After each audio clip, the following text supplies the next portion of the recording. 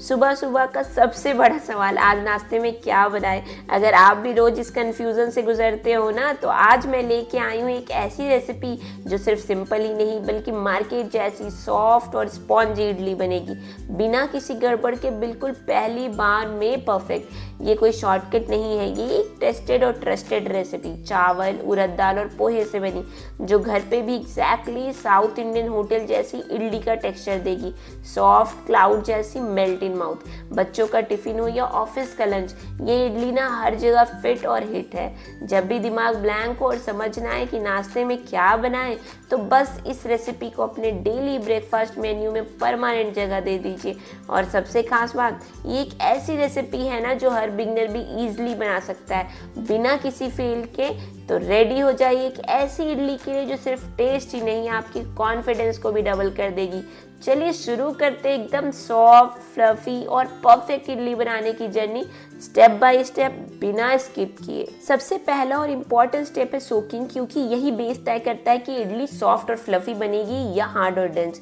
तो मैं यहाँ ले रही हूँ 3 कप चावल और 1 कप उड़द दाल, यानी 3:1 का रेशियो रखना है। इन दोनों को अलग अलग अच्छे से कम 4 से 5 बार धो लीजिए बिफोर सोकिंग, जब तक पानी बिल्कुल क्लियर ना हो जाए, ताकि एक्स्ट्रा स्टार्च और इम्प्योरिटीज निकल जाए। अब दोनों चीज़ों को अलग अलग बोल में 7 से 8 घंटे के लिए सोक कर दीजिए। अब बात करते हैं खिड़े नीरों की पोहा। तो मैं यहाँ ले रही हूँ 1 कप पोहा, जी हाँ उसी कप से जिससे मैंने चावल और उड़द दाल का मेजरमेंट लिया था। इसे हमें सोक नहीं करना है, बस अच्छे से धोकर इंस्टेंटली यूज़ करना है। अब जब सारी चीज़ें सोख हो गई हैं, तो अब टाइम है ग्राइंडिंग की। तो सबसे पहले उड़द दाल, पोहा और चावल को थोड़ा थोड़ा पानी डाल करके अच्छी तरह से बिल्कुल स्मूथ, स्लाइटली फ्लोइंग बैटर बना लीजिए। ना ज़्यादा पतला, ना ज़्यादा थिक। ये टेक्सचर ही आपके इडली का फाइनल आउटकम तय करेगा। अगर मिक्सर गर्म हो रहा हो तो ग्राइंडिंग बीच में पॉज करिए, वरना बैटर का फर्मेंटेशन इफेक्ट कम हो सकता है।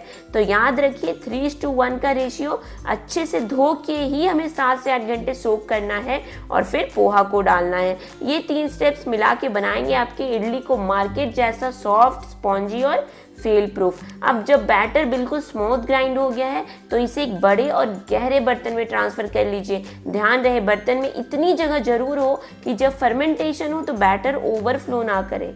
अब सबसे इम्पॉर्टेंट और ट्रेडिशनल स्टेप, हाथों से मिलाना।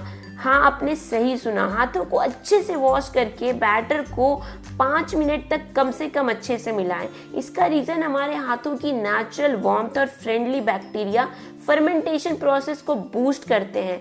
मशीन से ये प्रोसेस नहीं हो पाता। ये एक नुस्खा है जो काफ़ी सालों से चलता आ रहा है। अब इस बैटर को ओवरनाइट रेस्ट देना है, लेकिन सही जगह पे। मैं इसे रख रही हूँ बंद ओवन में, यानी ओवन ऑफ ही रहेगा। ये जगह वार्म, डार्क और कंसिस्टेंट होती है, जो फर्मेंटेशन के लिए बेस्ट इन्वायरमेंट है। और ध्यान रहे बर्तन को ढक्कन या प्लेट से ढक के रखना है, लेकिन टाइट सील नहीं करना है। बस इसे आराम से रात भर छोड़ दीजिए। सुबह आपको मिलेगा ब्यूटीफुली फर्मेंटेड, येरी और खुशबूदार बैटर। ये देखिए, जो बैटर रात में सिर्फ हाफ था, अब वो डबल साइज का हो चुका है। बिल्कुल परफेक्ट फर्मेंटेशन का साइन है। और तो और थोड़ा ओवरफ्लो भी कर गया। तो आप समझ ही गए होंगे कि बर्तन का साइज काफ़ी बड़ा होना चाहिए, ताकि जब बैटर उठता है तो जगह हो फैलने का, वरना सब कुछ मैस हो सकता है। अब मैं इसमें से हाफ बैटर निकाल के फ्रिज में रख दूंगी। जितनी ज़रूरत हो उतना ही यूज़ करें। बचा हुआ बैटर 2 दिन तक फ्रिज में आराम से फ्रेश रहता है। मैं तो आसानी से 2 दिन का नाश्ता इसी बैटर से निकाल लेती हूँ। पहले दिन सॉफ्ट इडली और अगले दिन क्रिस्पी डोसा या मसाला उत्तपम। ब्रेकफास्ट का टेंशन ही खत्म।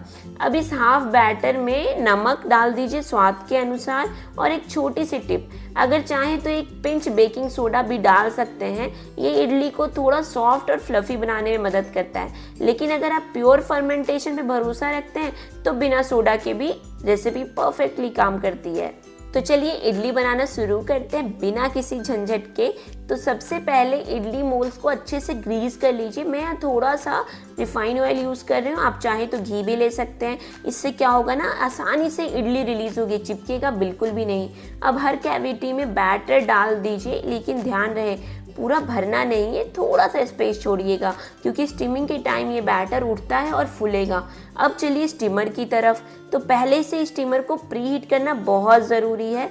मैं यहाँ पे 2 कप पानी डाल के मीडियम फ्लेम पे गैस पे चढ़ा रही हूँ जब तक हल्का सा स्टीम ना आने लगे। यहाँ स्टीमर में ही ना आपको हाफ नींबू कटा हुआ डाल देना है ताकि जो आपका बर्तन है ना वो गंदा नहीं हो, साफ सुथरा निकले। अब जैसे ही स्टीम आने लगे इडली स्टैंड को अंदर रखिए, ढक्कन बंद करिए और अब मीडियम टू हाई फ्लेम पे 10 से 12 मिनट तक स्टीम करिए। अगर आपकी इडली का साइज़ बड़ा है तो 15 मिनट तक, और अगर छोटी वाली प्लेट है तो 12 मिनट काफ़ी है। इस बीच लिड को बिल्कुल भी मत खोलिए, नहीं तो स्टीम रिलीज हो जाएगी और इडली उठती नहीं है। 15 मिनट के बाद लीड ओपन करिए और एक टूथपिक या नाइफ से चेक करिए। अगर क्लीन निकलता है मतलब इडली तैयार है, और अगर चिपक रहा हो तो थोड़ा और स्टीम कीजिए। एक इम्पॉर्टेंट स्टेप, इडली को तुरंत अनमोल्ड ना करें। लेकिन काफ़ी लोग यही गलती कर देते हैं, या तो जल्दी निकाल लेते हैं या स्पून से खुरचते हैं, जिससे इडली का सरफेस ना टूट जाता है या सूखा हो जाता है। सबसे पहले लीजिए एक बड़ी थाली या पतला बर्तन, उसे नॉर्मल टेम्परेचर के पानी से भर दीजिए। अब इस पानी वाली बर्तन के ऊपर रख दीजिए इडली स्टैंड को, लेकिन ध्यान रहे मोल्ड पानी में भीगना नहीं चाहिए, सिर्फ ऊपर रखना है 4 से 5 मिनट तक। अब ऊपर से हल्का सा पानी छिड़क दीजिए। एक छोटी सी ट्रिक है लेकिन काम कमाल का करती है। इडली का सरफेस बिल्कुल मॉइस्ट रहेगा, ड्राई बिल्कुल भी नहीं लगेगा। बस 4 से 5 मिनट के बाद आप देखेंगे कि बिना किसी स्पून के सिर्फ हाथ से थोड़ा टिल्ट करके इडली आराम से निकल जाएगी, ना टूटेगी ना चिपकेगा। एक बार ज़रूर ट्राई करके देखिए। ये मेथड एक बार कर लिया ना तो स्पून वाला जुगाड़ हमेशा के लिए भूल जाएंगे। अगर आपको बार बार बैचेस बनानी है ना तो हर बार मोल्ड थोड़ा ठंडा होने दें, गर्म मोल्ड में नई इडली चिपक सकती है। ये मेथड स्पेशली यूजफुल है जब आप गेस्ट के लिए इडली सर्व कर रहे हो। प्रेजेंटेशन बिल्कुल क्लीन और स्मूथ होती है। और हाँ, अगर इडली फ्रिज में स्टोर की गई है तो स्टीम करने से पहले हल्का सा पानी स्प्रिंकल करके दोबारा सॉफ्ट किया जा सकता है। तो अब इडली बनाना सिर्फ आसान ही नहीं, अनमोल्ड करना भी एक्सपर्ट लेवल का हो गया। ट्राई कीजिए इस ट्रिक को और बताइए कि कैसा लगा, क्योंकि कुकिंग में भी ना स्मार्टनेस बहुत ज़रूरी है।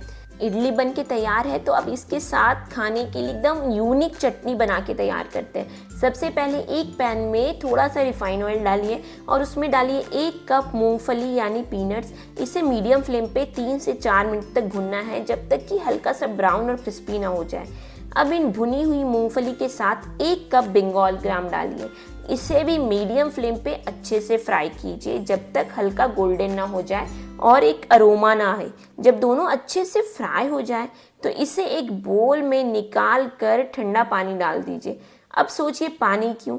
यह स्टेप ज़रूरी है क्योंकि गरम दाल और पीनट्स अगर तुरंत ग्राइंड करेंगे ना तो चटनी का टेक्सचर ग्रेनी हो सकता है।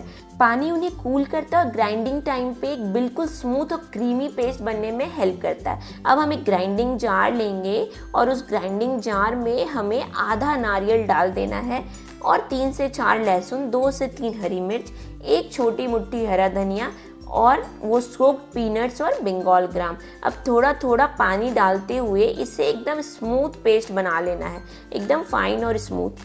अब इस चटनी में हम तड़का लगाएंगे तो तड़के के लिए एक छोटा सा तड़का पैन में हम डालेंगे 1 टेबलस्पून मस्टर्ड ऑयल। जैसे ही गर्म हो डालिए आधा टेबलस्पून राई, कुछ करी लीव्स और एक छोटी चुटकी हींग। जैसे ही तड़का चटकने लगे इसे गरम गरम चटनी के ऊपर डाल दीजिए।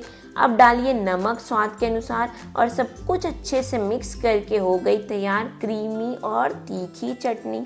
तो ये थी हमारी सॉफ्ट और स्पॉन्जी इडली और उसके साथ तीखी और क्रीमी चटनी। देखिए कैसे इडली कॉटन जैसे फ्लफी बनी और चटनी की 1 स्पून ही काफ़ी है उसके स्वाद बढ़ाने के लिए। ये कॉम्बिनेशन सिर्फ टेस्टी नहीं, डाइजेस्टिव और फीलिंग भी है। और सबसे अच्छी बात, ये रेसिपी घर के हर मेंबर को पसंद आएगी, बच्चों को भी बड़ों को भी। तो दोस्तों, अगर आपको ये रेसिपी पसंद आई तो एक लाइक ज़रूर दीजिए और कमेंट में बताइए कि आपने इडली के साथ क्या सर्व किया। चैनल को सब्सक्राइब करके बेल आइकॉन ज़रूर दबाएं, क्योंकि ऐसे ही और देसी सिंपल और रेसिपी हम लेके आते रहेंगे।